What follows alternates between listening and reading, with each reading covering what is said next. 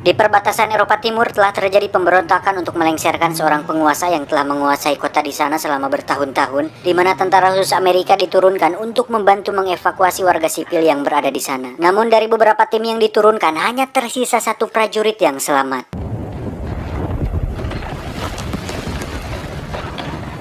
Dan yang menarik perhatian di sini adalah kacamata yang dipakainya. Kacamata tersebut bernama hyperspektral yang berasal dari kata spektrum, di mana kacamata ini mampu melihat cahaya dengan spektrum lebih jelas, dan itu digunakan agar pasukan militer bisa melihat seperti night vision atau kegelapan, namun dengan kemampuan menangkap yang lebih tinggi. Saat bala bantuan sedang dalam perjalanan, si prajurit pun memutuskan untuk mengamankan area di sana, dan dia menemukan beberapa mayat warga sipil yang tewas dengan kondisi mata putih, tubuh kaku, tapi tidak terdapat bekas luka sedikit pun.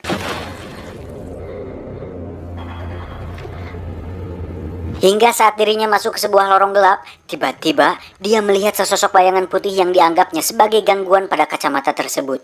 Tetapi saat sosok putih itu semakin mendekat, si prajurit pun tiba-tiba terhempas hingga akhirnya tewas dengan kondisi sama seperti warga sipil lain.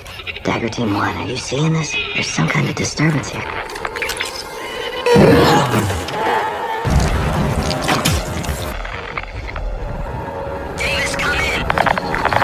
Lantas, apakah itu jurig atau belek? Inilah spektral.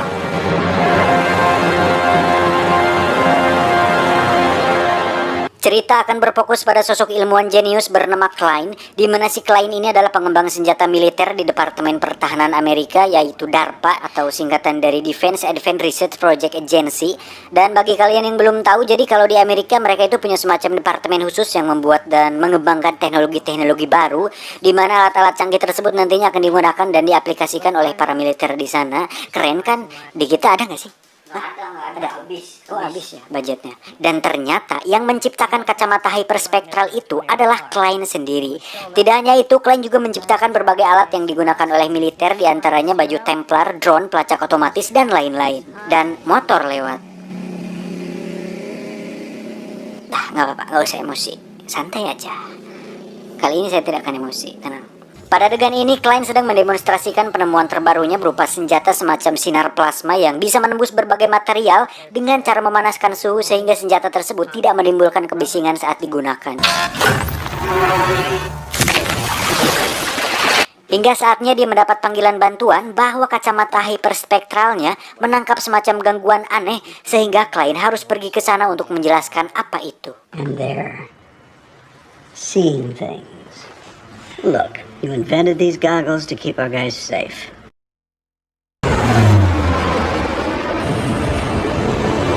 Sampai di sana, Klein pun langsung disambut oleh hiruk-pikuk para tentara militer dan diajak ke sebuah ruangan untuk dijelaskan tentang masalah yang sedang mereka hadapi.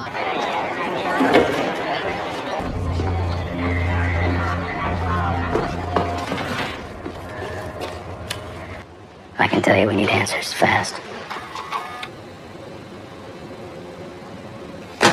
Saat melihat rekaman penampakannya, Klein pun belum bisa menyimpulkan apa itu karena perlu tes langsung untuk melihat keasliannya, karena dia takut bahwa itu hanyalah sebuah editan Photoshop yang dibuat agar viral di medsos. Mereka pun menjelaskan bahwa para korban itu bukan tewas dengan kondisi organ dalam membeku, mata putih, kulit terbakar, dan berkarat. Mitos warga lokal mengatakan bahwa itu adalah perbuatan hantu perang, di mana arwah para korban perang penasaran dan sengaja bergentayangan untuk melampiaskan dendamnya semasa hidup. Tapi sekali lagi, itu hanya sebuah mitos dan Klein tidak begitu saja percaya karena dibutuhkan observasi untuk membuktikan apa itu. Cerdas. Para ahli di sana pun membuat hipotesis bahwa itu adalah perbuatan musuh yang menggunakan semacam pakaian dengan teknologi kamuflase, dan penyebab kematian para korban bisa jadi disebabkan oleh sebuah senjata kejut semacam listrik dan beberapa alat canggih lain. Dan sekali lagi, Klein tidak ingin menyimpulkan sebelum dia mengetahuinya secara langsung. Dan jika mereka ingin bantuan dari Klein untuk mengetahui apa itu, mereka harus mengizinkannya untuk ikut ke lapangan untuk mengujinya. I brought this from DARPA. Hyperspectral camera. Can you mount this thing on a Delta vehicle? I don't see why not. Dengan tangannya sendiri, Klein pun mencopot senjata di mobil milik para tentara dan memasang kamera hyperspektral yang dibawanya. Di mana hyperspektral kali ini memiliki daya tangkap lebih tinggi dan lebih canggih dari kacamata yang pernah dibuatnya. Hal itu tentu mendapat sedikit pertentangan dari beberapa pasukan di sana, di mana Klein diintimidasi oleh beberapa tentara sebelum seorang sersan muncul dan mengatakan bahwa mobil tentara tersebut ternyata adalah hasil ciptaan dari Klein sendiri. Seketika mereka semua terdiam. Tak lama muncullah seorang pemimpin bernama Mayor Sission, di mana beliau nampak tak terlalu menyukai keberadaan Klein di sana karena dianggap mengganggu misi mereka di lapangan. Make sure your equipment is top notch this time. Namun si sersan yang merupakan teman lama Klein mencoba untuk membuat Klein sabar dan tetap fokus pada tugasnya. Dan Klein pun sebenarnya cukup santuy menghadapi itu semua. Hingga tibalah waktunya terjun ke lapangan, mereka semua pun di briefing sebelum akhirnya berangkat menuju ke lokasi.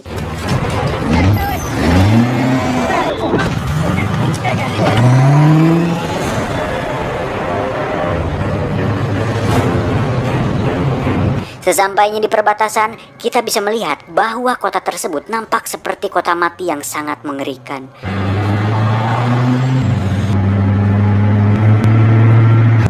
Alright guys, we're coming into the abandoned zone. Expect a heavy insurgent presence. Saat mereka sudah masuk ke sebuah gedung, tim pun langsung menyebar dan tetap siaga akan bahaya.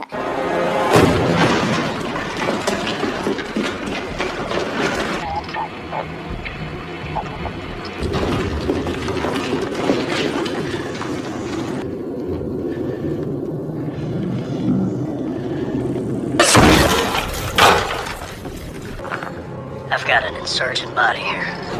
Alessio here. Moving to the 5th floor. Hingga mereka menemukan sebuah bak mandi yang tertutup. Mayor Sission pun memutuskan untuk membukanya. Dan ternyata itu adalah prajurit dari tim lain yang masih hidup. Dan dengan ketakutan dan sedikit depresi, prajurit itu pun mengatakan bahwa dia melihat sesuatu yang mengerikan, di mana hal itu sangat bertentangan dengan akal pikiran dan menyebabkan semua anggota timnya mati. I see it. This is the opposite of God. Sementara itu tim lain pun terlihat sedang memeriksa lantai atas, di mana akhirnya mereka menemukan sosok itu. Nothing's there, guys. I'm standing right here. Klein dan si sersan yang berada di mobil pun menyuruh tentara itu untuk menembaknya, namun ternyata peluru tersebut justru menembusnya. Hingga akhirnya fenomena itu terjadi lagi ketika prajurit tersebut dihantam dan tewas dengan mata putih dan kulit terbakar. Mengetahui tim yang berada di lantai atas sudah tewas, sersan pun memerintahkan mereka menggunakan senjata berat untuk melumpuhkan target tersebut. Tapi lagi-lagi, serangan fisik tak mempan terhadapnya.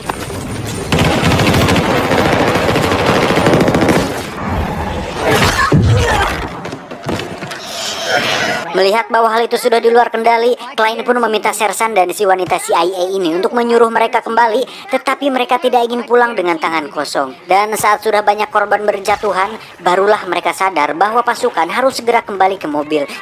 Bukannya menurut sama si Klein dari tadi suka gregetan aing sama orang yang ngeyel tuh. Go!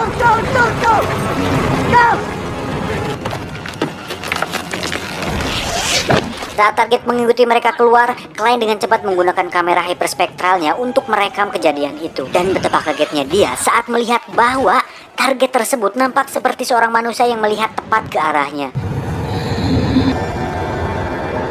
Mengetahui Klein sedang dalam bahaya, si sersan pun keluar dan justru harus menjadi orang yang pertama mati karena mendapatkan honor yang lebih rendah dari Klein sang pemeran utama.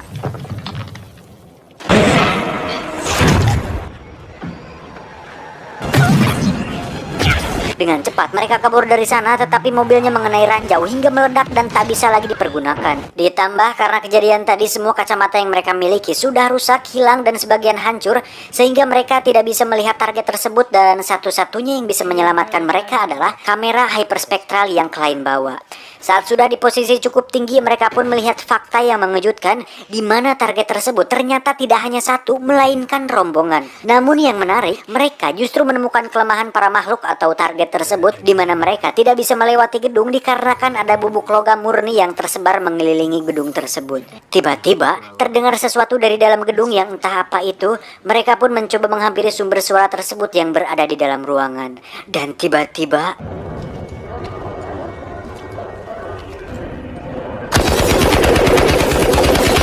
Ternyata mereka hanya anak-anak, di mana anak-anak ini ditinggal oleh kedua orang tuanya yang sudah meninggal. Salah satu anak pun memberitahu bahwa yang menyebar bubuk logam tersebut adalah ayah mereka dan beliau tewas saat melakukan itu. Saat ditanya lebih rinci, si anak pun tidak tahu menahu tentang target gaib tersebut, tetapi dia menunjukkan sebuah kertas yang dimiliki ayahnya, di mana di situ terdapat gambar peta sebuah lokasi yang merupakan awal muawal target gaib itu muncul. Ketika Mayor Season dan timnya sedang berembuk untuk pergi atau bertahan, Klein pun mengungkapkan sebuah ide di mana mereka memiliki peluang untuk bisa lolos. Caranya dengan memasukkan bubuk logam murni yang ada ke dalam bom yang mereka miliki.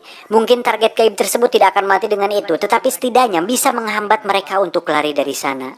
Selagi para tim sedang membuat bomnya, Klein sendiri mengubah kamera hyperspektralnya menjadi semacam lampu sorot sehingga mereka semua bisa melihat para gaib tersebut secara langsung.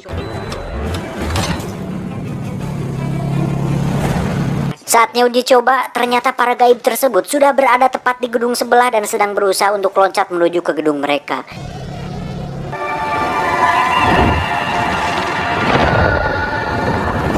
Alhasil mereka pun langsung berangkat saat itu juga. Terjadi kejar-kejaran di antara mereka yang membuahkan hasil bahwa bom tersebut ternyata berhasil menghambat para gaib tersebut. Namun karena mereka kalah banyak, salah satu dari mereka pun harus tewas dan pada akhirnya Klein dan kawan-kawan harus terjebak dalam sebuah bus yang ada di sana.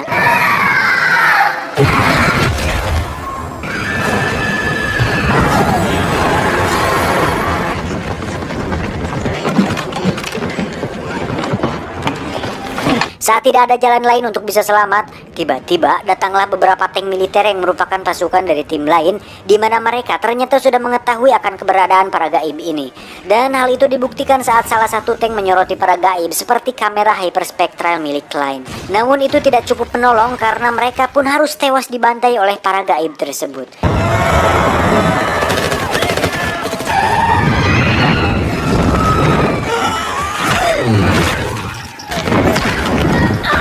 Saat para gaib sedang bergempur pasukan yang ada, Klein pun secara kebetulan melihat bahwa sesaat setelah makhluk itu menabrak tanknya, ternyata makhluk itu seperti merasa kesakitan karena tak bisa menembus tank tersebut. Sampai sini Klein akhirnya bisa sedikit menyimpulkan bahwa makhluk itu ternyata memiliki beberapa kelemahan yang cukup masuk akal. Dan saat helikopter datang, Klein pun langsung melemparkan bubuk logam murni tersebut dan membuat para gaib terlihat sangat kesulitan untuk berjalan. Akibat kejadian tersebut, Mayor Season pun harus kehilangan anak buahnya dan hanya menyisakan 4 orang dari mereka yang selamat. Saat turun di sebuah lokasi penampungan, mereka pun melihat banyak warga sipil yang mengungsi di sana dan faktanya hanya merekalah yang tersisa. What the hell happened to base? Base got overrun. Has 20 feet of concrete and steel. Tak lama, datanglah beberapa orang dengan pesawat militer dan ternyata itu adalah sang jenderal dari markas pusat. Beliau yang masih terlihat syok mengungkapkan bahwa markas pusat diserang dan itulah sebabnya mereka tidak mengirim bala bantuan untuk menjemput Mayor Season dan kawan-kawan karena 75% dari pasukan yang ada sudah tewas oleh para target gaib tersebut. Beruntung beberapa peralatan dan senjata masih bisa dibawa dan sedang diturunkan di luar. Ketika mereka semua sedang berdebat untuk mencari jalan keluar, Klein yang selalu mengedepankan berpikir cerdas pun tiba-tiba mengatakan bahwa dia mengetahui makhluk apa itu. I know what they are. Klein pun menjelaskan bahwa hasil dari pengamatannya dia menemukan beberapa fakta menarik tentang makhluk tersebut. Di antaranya, pertama, kita melihat mereka bisa membunuh dan menembus tubuh manusia. Kedua, mereka tak dapat dilihat dengan mata telanjang. Dan tiga, mereka lemah terhadap logam murni dan tidak bisa menembus pelindung tank yang terdapat material keramik di dalamnya. Sehingga bisa diambil kesimpulan bahwa makhluk tersebut bukan hantu atau makhluk gaib, melainkan hanya sebuah energi yang diciptakan oleh manusia. Dengan kata lain, mereka merupakan sesuatu yang tidak alami atau buatan manusia. Karena sejauh yang Klein tahu bahwa pocong, tuyul, kunti, sendul bolong, babi ngepet, jurik jarian, dan lain-lain memiliki ability untuk bisa menembus semua benda karena sudah jelas mereka adalah makhluk dari dimensi lain. Dan dengan fakta bahwa para makhluk tadi tidak bisa menembus beberapa material, sudah pasti mereka pun terbuat dari sifat benda seperti padat, cair, atau gas, dan bisa diambil kesimpulan bahwa mereka pun akan taat kepada hukum alam dan fisika, sehingga besar kemungkinan mereka pun dapat dihancurkan. Dan Klein mengetahui cara membuat senjata untuk menghancurkan mereka. Dengan peralatan yang dibawa jenderal dari markas utama, Mayor Season beserta anak buah pun membantu Klein untuk mengumpulkan beberapa alat elektronik, optik, dan alat canggih lain untuk dimodifikasi menjadi sebuah senjata sinar plasma yang kita lihat tadi di awal. Di mana senjata plasma yang berupa energi terfokus tersebut dapat menghancurkan makhluk tersebut dengan sangat efektif. Tak hanya itu, sebuah robot anjing pun dimodifikasi oleh Klein untuk menjadi lampu sorot bagi mereka semua.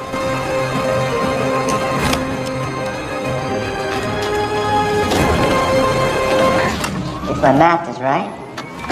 Should break down condensate. Setelah semua selesai, tujuan mereka selanjutnya adalah sebuah lokasi yang ada di peta milik ayah si anak kecil tadi yang katanya merupakan awal makhluk itu muncul. Dan belakangan diketahui bahwa lokasi tersebut adalah pembangkit listrik, di mana itu menjadi sangat masuk akal karena untuk menciptakan makhluk ini pasti memerlukan daya yang sangat besar.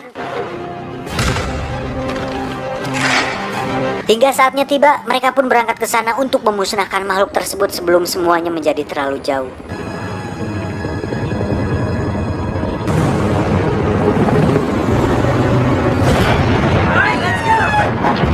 Terbagi menjadi 3 tim, Klein dan si wanita pun ditugaskan untuk masuk ke dalam sana dan menghentikan apa yang ada di dalamnya.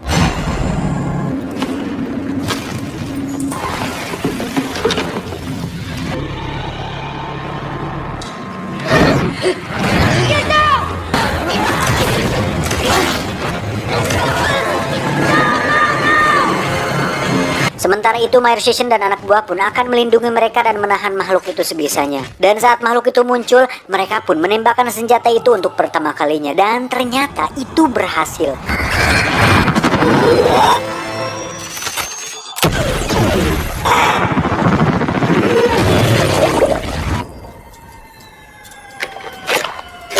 Dengan cepat yang lain pun turun dan langsung menyerang mereka semua. Namun karena gerakannya terlalu cepat, sebagian besar prajurit pun harus tewas dalam pertempuran tersebut.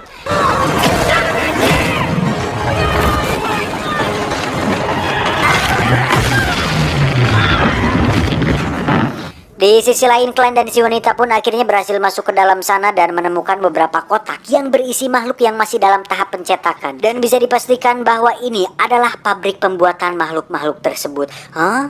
Tak cukup sampai situ, Klein pun menemukan sebuah ruangan di mana di situ terdapat banyak sekali makhluk yang berada dalam kotak kurungan. Dan saat melihat beberapa kotak kaca yang pecah, di situ dia sadar bahwa ada kerusakan yang membuat makhluk-makhluk itu akhirnya keluar dan membunuh semua orang yang bekerja di pabrik tersebut. Tak ingin membuang waktu, Klein pun langsung turun untuk menonaktifkan sumber dayanya agar makhluk itu bisa lenyap selamanya. Sementara itu, Mayor dan anak buah pun terlihat kaget saat tiba-tiba muncul beberapa makhluk yang bergabung menjadi satu dan membuat ukurannya menjadi sangat besar. Tak ingin terpesona dengan hal itu, mereka pun langsung menembakinya.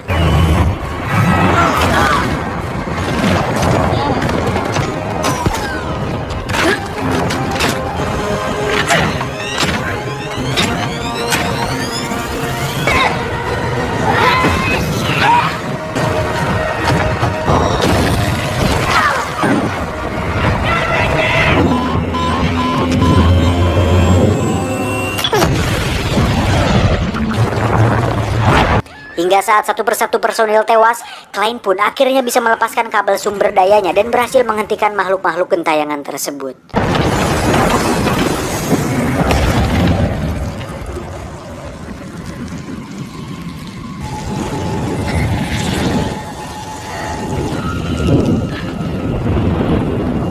It's over.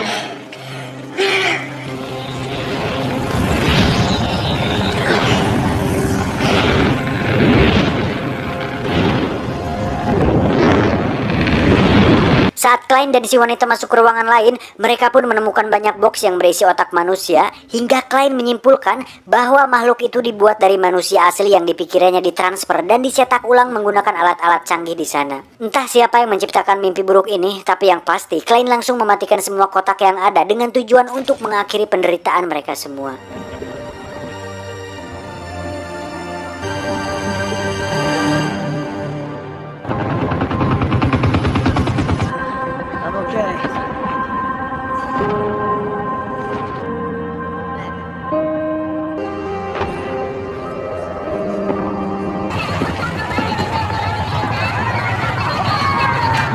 Setelah apa yang sudah terjadi, Mayor Session pun akhirnya kembali turun ke lapangan dengan keyakinan barunya bahwa jika suatu saat dia melihat penampakan hantu atau sekelebat putih, dia tidak akan percaya lagi dengan itu karena dia sudah menyaksikan sendiri bahwa semua hantu sudah musnah oleh Klein. Tamat, ending yang membagongkan.